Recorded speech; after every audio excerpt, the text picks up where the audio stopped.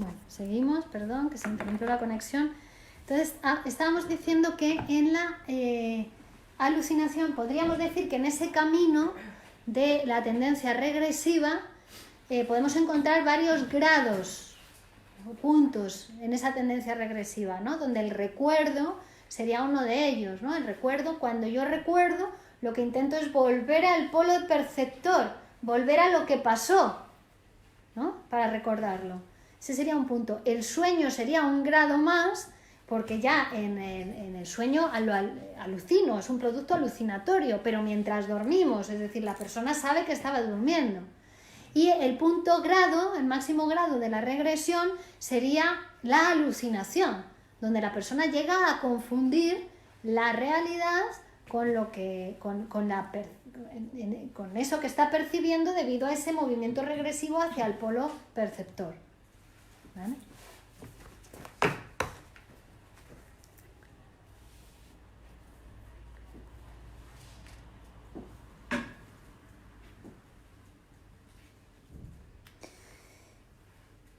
La regresión, entonces, la representación queda transformada en el sueño en aquella imagen sensible de la que nació anteriormente. ¿De acuerdo?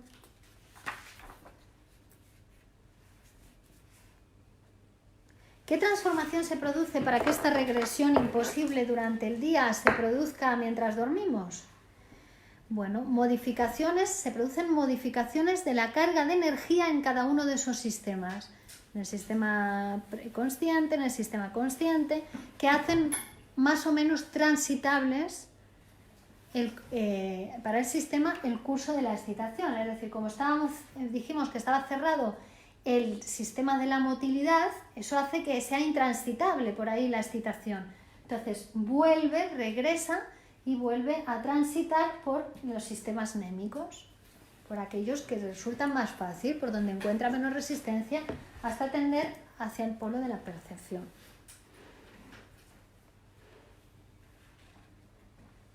Durante la noche está relajada la censura.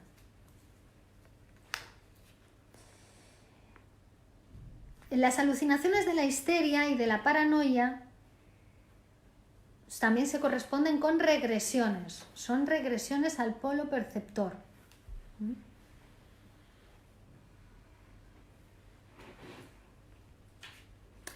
Y solamente encuentran esa transformación de ideas en imágenes, ideas que están en íntima conexión con recuerdos reprimidos o inconscientes.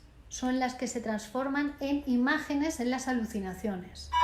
¿Vale? Es decir, siempre tiene que ver con un material inconsciente, con un material reprimido. Por eso las alucinaciones hay que interpretarlas, igual que un sueño, hay que analizarlas e interpretarlas, tiene que asociar libremente, hablar libremente sobre la alucinación, porque tiene que ver con material reprimido, material inconsciente, no es casual tampoco todo lo que se alucina.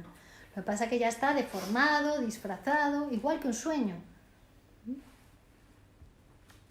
Y aquí nos trae Freud un ejemplo, ¿no? Que es un niño de 12 años, histérico, que no puede conciliar el reposo porque cuando lo hace, cuando intenta dormir, ve caras verdes con los ojos encarnados, que le causan espanto, le da mucho miedo y no se puede dormir.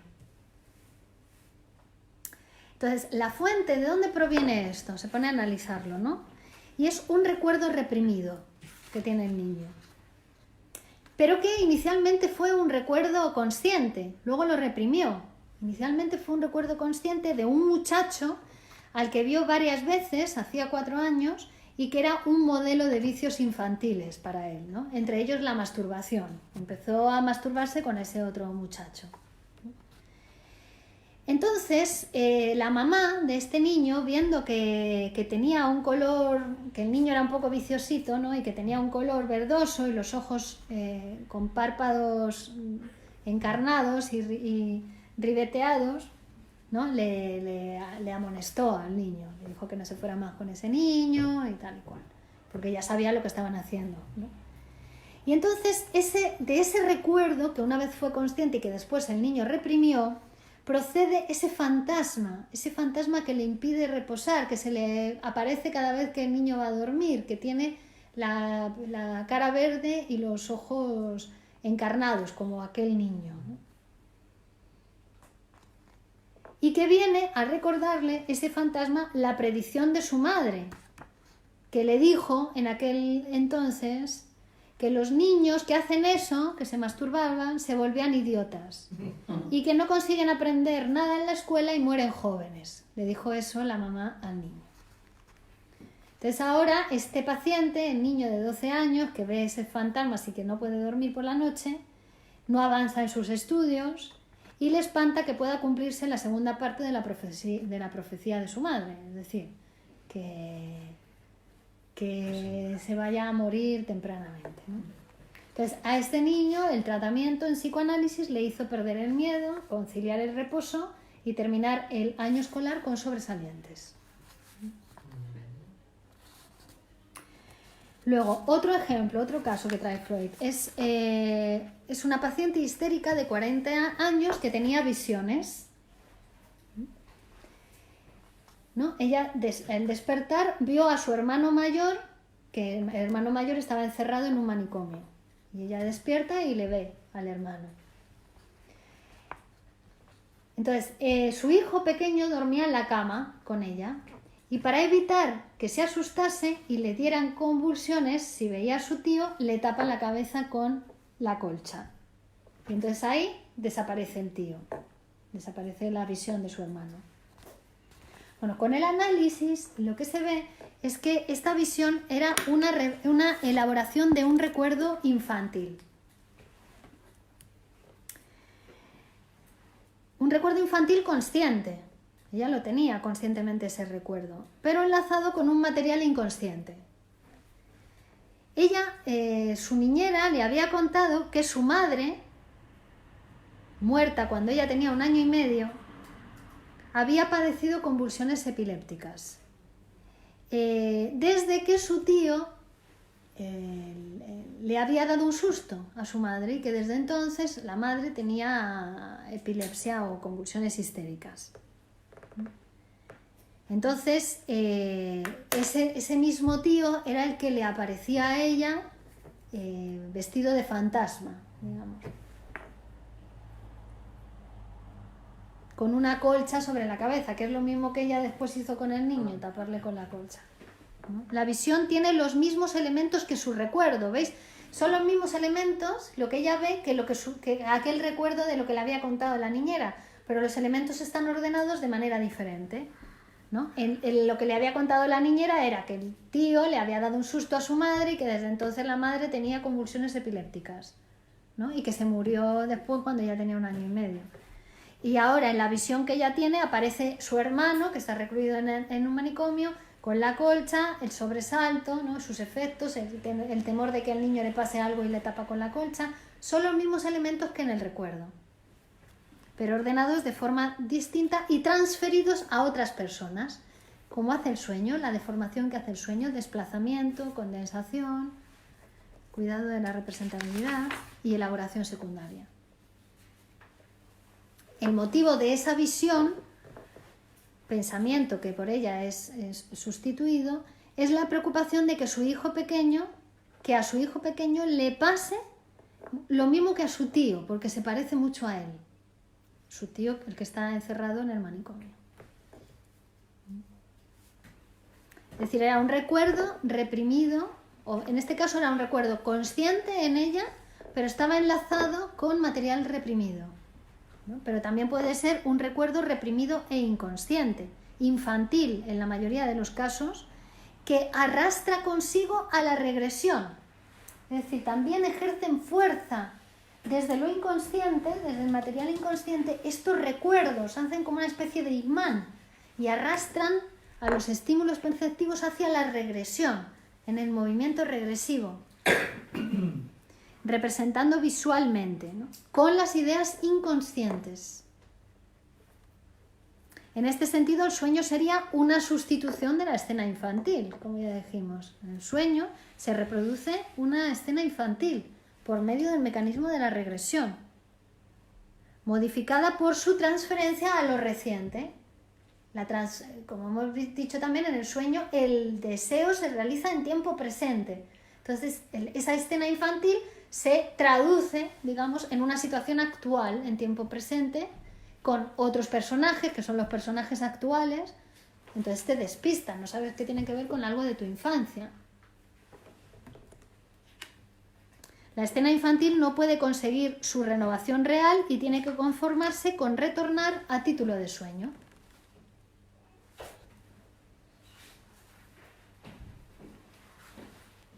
Trae aquí también un recuerdo de Freud donde ve un sueño con una belleza cromática, todo muy, ¿no? Y dice, era una repetición de un recuerdo de su último viaje a Italia. ¿No? Se lo veía con esa belleza cromática. Entonces, cuando se reprime una idea, esos pensamientos que nosotros reprimimos porque no queremos saber nada de ellos, esas ideas no desaparecen, sino que se alejan de la conciencia. Reprimir significa alejar de la conciencia. Se hacen inconscientes, se hacen reprimidas, ideas reprimidas. Pero entonces ejerce sobre ella dos fuerzas. Una fuerza que es la de la censura, que está empujando para que esa idea siga reprimida, y además es una fuerza constante, no es que se reprima una vez y ya estás. Hay que hacer una fuerza constante y permanente sobre esa idea para que siga estando reprimida. ¿Vale? Pero por otra parte hay otra fuerza, ¿no? Desde el inconsciente hay una fuerza que estira de la idea reprimida para que se exprese en el sueño, ¿no? Por esa fuerza regresiva.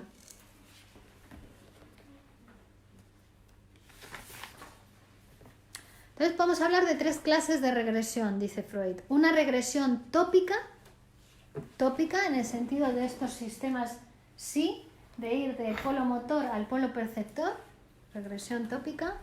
Una regresión temporal, porque se trata de volver a formaciones psíquicas anteriores, a formaciones psíquicas que ya estaban antes en el aparato psíquico. También se regresa en el tiempo, ¿no? Pues si estás reviviendo una cuestión de la infancia, en tu sueño estás regresando en el tiempo a esa época infantil, ¿no? Y una regresión formal también, a las formas de expresión, más primitivas. También lo hemos ido viendo, ¿no? Como en el aparato psíquico o en el inconsciente existen formas de expresión más primitivas, más arcaicas del lenguaje también, ¿no? Donde un término puede expresar lo que quiere decir y también su contrario, porque tiene que ver con formas del lenguaje más primitivas en nosotros. O sea, 3 formas de regresión: regresión tópica, regresión temporal y regresión formal. Pero dice que es que coinciden las 3, ¿no? Que en realidad son una sola, porque lo más antiguo temporalmente en nosotros también es lo más primitivo en el orden formal y lo más cercano al extremo de la percepción en la regresión tópica. Entonces, el acto de soñar es por sí una regresión a las más tempranas circunstancias del soñador, una resurrección de su infancia con todos sus impulsos instintivos y sus formas expresivas.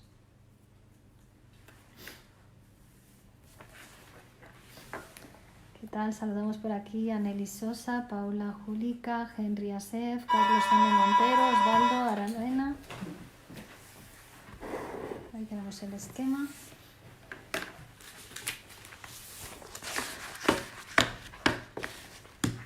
Estamos en la psicología de los procesos oníricos. La psicología es una nueva psicología, o es la psicología, a mi entender, porque es la psicología que incluye los procesos inconscientes, ¿no?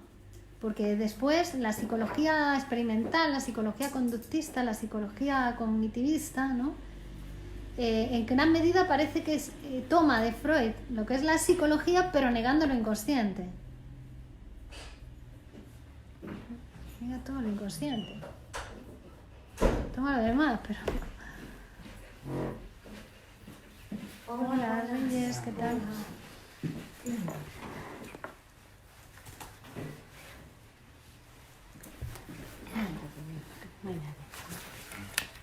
interesante, ¿no? Este tema de la regresión. Ya vamos dando un formato al aparato psíquico. ¿Dónde se producen los sueños? Pero que si no hay memoria, no hay nada. No, claro, la memoria es las huellas perceptuales que quedan en tu aparato, las marcas que ha dejado.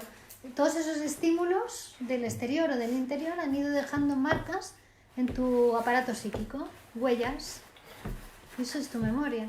Que después tu inconsciente ha reconstruido, ha organizado de una manera determinada, las ha asociado, pues porque como llegaron el mismo día, dos huellas, ahí quedaron fijadas. Pero después el inconsciente hace su organización en función de similicadencia, de que se parezcan unas a otras, y hace su propia organización. No es eso lo que pasó en realidad,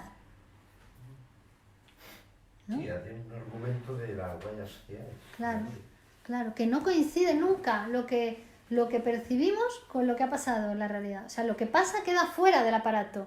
Lo que entra al aparato es una huella de eso que ha pasado en la realidad, ¿no? Que sumado a otras huellas, pues ahí van constituyendo tu memoria, tu carácter, tu personalidad, porque eso que queda inconsciente en ti determina lo que tú haces, lo que no haces, cómo hablas, cómo no hablas, cómo te comportas, cómo no te comportas, tu carácter, ¿no? Inconsciente todo. A veces es consciente así por un instante, pero la mayor parte del tiempo es material inconsciente que nos está determinando. Nos está determinando las cosas que nos pasan, cómo hacemos nosotros en la vida, ¿no? Cuando se constituye el aparato psíquico con el complejo de Edipo, ¿sería a través de la figura paterna que entra la censura? A través de las normas que dijiste. Bueno, claro, la figura paterna, sí, es con la... Por una parte ya el aparato psíquico está preparado, digamos, para constituirse, para que haya una censura, para que haya represión, ¿no? Para que haya consciente, preconsciente, inconsciente, para que haya todo. Pero es a través del lenguaje que se va a constituir, es decir, tiene que haber padre, la figura del padre que haya amenaza de castración, que diga, no, eso no se puede, eso está castigado, ¿no? Que es el padre, es la función padre, puede ser el padre biológico, puede ser cualquier profesor o cualquier persona, ¿no? Que te dice, no, eso no se puede, que te pone límites, el padre viene a ser los límites, ¿no? Y sí, ahí es fundamental, es importantísimo para la constitución del aparato psíquico, la función padre, el tercero. Si no, no hay límites, hay locura, ¿no? Hay desorganización, hay desorientación, inseguridad.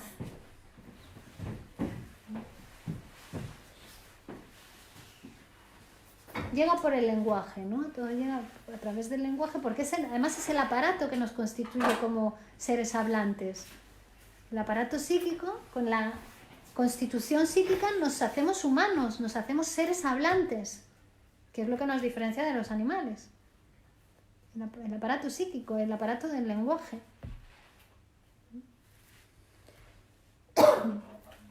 Estas personas que son tan autoritarias, que tienen ese super yo tan...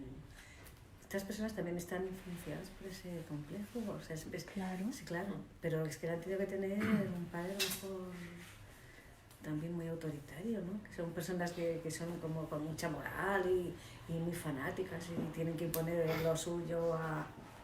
Claro, han creado en ellos, no sabemos si su padre era muy autoritario o no, pero ellos construyeron ese padre autoritario, ¿no?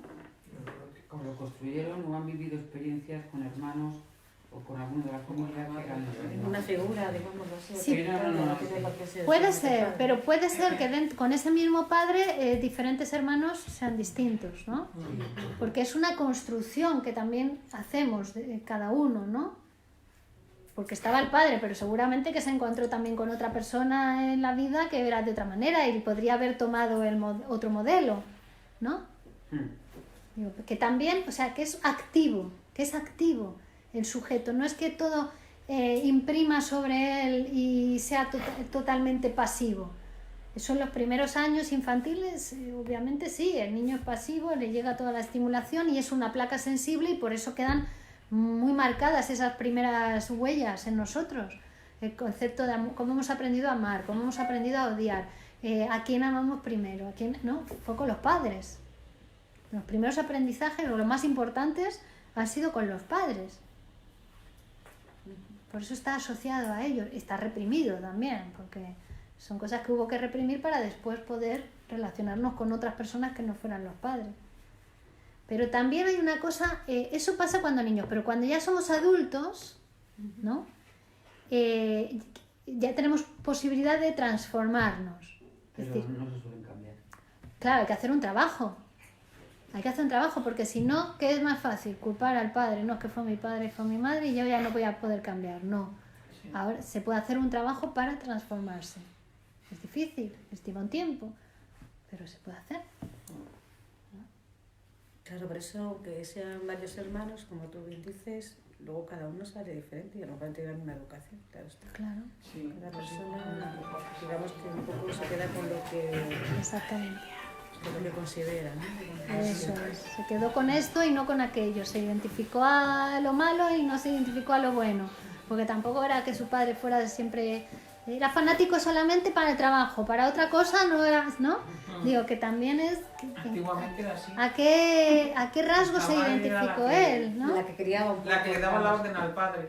Claro. Cuando venga tu padre verás. Y cuando Claro. venga el padre... Bueno, Porque el eso... padre tenía también un La papel cabeza un poco así. ausente, digamos, del padre solo se No, dedicaba a pero esa trabajar. frase, cuando venga tu padre verás, Esa la significa odio, la odio. que significa que tiene padre, que hay padre. Que hay una autoridad ahí. Con ¿no? esa frase es suficiente, ya el niño tiene la amenaza de castración, porque siempre le tiene que llegar le llega a través de la madre. Sí. Si la madre no deja pasar la autoridad del padre, el niño no tiene padre. Pero si la madre le dice, cuando venga tu padre ya verás, te lo voy a contar. Ya el niño, ¿no? Con esa frase ya era suficiente, ¿o Esa no? la odiaba. Mira, ¿ves? Ya Porque ella le mi quedó... madre me lo decía le quedó mucho, tan... sí. Bueno, pero... Y yo a mis hijos nunca les he dicho cuando venga tu padre. Ya Bueno, yo solita pero me defendía. tu padre... Tú tuviste padre. Ella Sí, era una buena. ella es madre y ella es padre. Claro. Habría que ver ahora, pero tú tuviste padre. Ya esa frase Sí, te pero quedó... no venía el padre y le ponía la cabeza así, le contaba todo al revés. Ah, O sea, Menos mal que bueno, no me voy a matar. menos mal que existe padre, la verdad. El padre siempre es pacificador, es legislador, porque la relación solo madre-hijo es O El- dobla la situación. locura, es enloquecedora y enfermiza. Entonces siempre tiene que haber padre, aunque sea una frase, pero que separe al niño de la madre.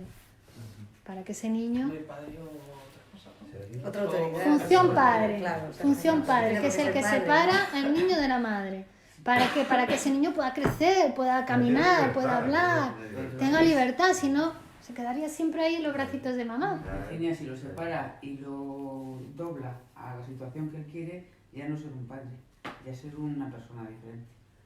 Bueno, claro, luego cada caso hay que estudiar cada Claro, caso. Pero la función padre, claro, que a ver si era un padre ese o no era un padre. Yo pienso que A lo mejor era madre, ¿eh? una persona del Cromañón o de la línea de Renitatis. Puede ser. El eslabón perdido, ¿eh? ¿Eh? El eslabón perdido. Sí, alguno que se quedó por ahí pues, en un huequecillo. Bueno, dejamos aquí el tema de la regresión, entonces continuamos el próximo día con la interpretación de los sueños y pasamos ahora al curso. De lo que has explicado, Sí. y cuando estás dormido y esta gente que se pone a estudiar una lección escuchada, pero se queda dormida, ¿cómo llegaría la percepción? Igual. Igual, o sea, en el inconsciente se quedaría. No lo sé. Esta gente que se pone a escuchar inglés y dicen que aunque estén dormidos van a aprender inglés. ¿Sabes lo que te digo? Puede ser. No lo sé. ¿Y Puede quién ser ha que entre en la... aprendido un idioma a través de este sistema? Pues hay gente que cree en eso, se compra el disco, el cassette, pero Pero no, tú dices que no, ¿no? yo digo que no, que cada Hay aprendizaje que hacer es un labor, estudio. es trabajo. Es... Claro, sí. Así Las yo me voy a cosas... dormir y todo conocimiento me va a entrar. Pues hay que pensar si creer o no en algo que se te ofrece. Pero sí es verdad que, por ejemplo, dejas la tele puesta y estás dormido y sueñas relacionado con lo que Claro. escuchas. Sí, es Claro. verdad. O sea, el inconsciente queda. Claro, Sí, porque pero- el polo perceptual sigue estando abierto, ¿no? Las orejas no se puede cerrar, son el único orificio, uno de los pocos que no se puede cerrar del cuerpo, ¿no? Quiero decir, por eso tú apagas las luces, apagas todos los ruidos para dormir, porque si sigues oyendo te despiertas, ¿no? El polo perceptual. Pero, Es como la historia de antes del niño que ardía. claro, exactamente, Lo percibe. incorpora el estímulo al sueño, pero hace el sueño, ¿ves? Para dormir, para poder dormir y no despertarse, hace el sueño. Que por ahí también, si te pones algo para escuchar, lo incluyes en tu sueño, porque al final el sueño lo que quiere hacer es guardar el reposo de esa persona. Guarda tu reposo. Entonces están las dos en ese caso. Está la dirección progresiva de estímulo que está entrando, pero como está cerrada las puertas a la motilidad, no te levantas a escribir, por ejemplo, lo que estás escuchando. Pero lo puedes incorporar al sueño, porque también está la dirección regresiva en ese momento. Por eso, a ayudar al guardián del reposo y a apagar la tele antes de acostarse. Claro. Lo más recomendable. Bueno, continuamos con el curso de depresión. Venga, hasta luego. Hasta luego. Hasta luego. Tenía una pregunta.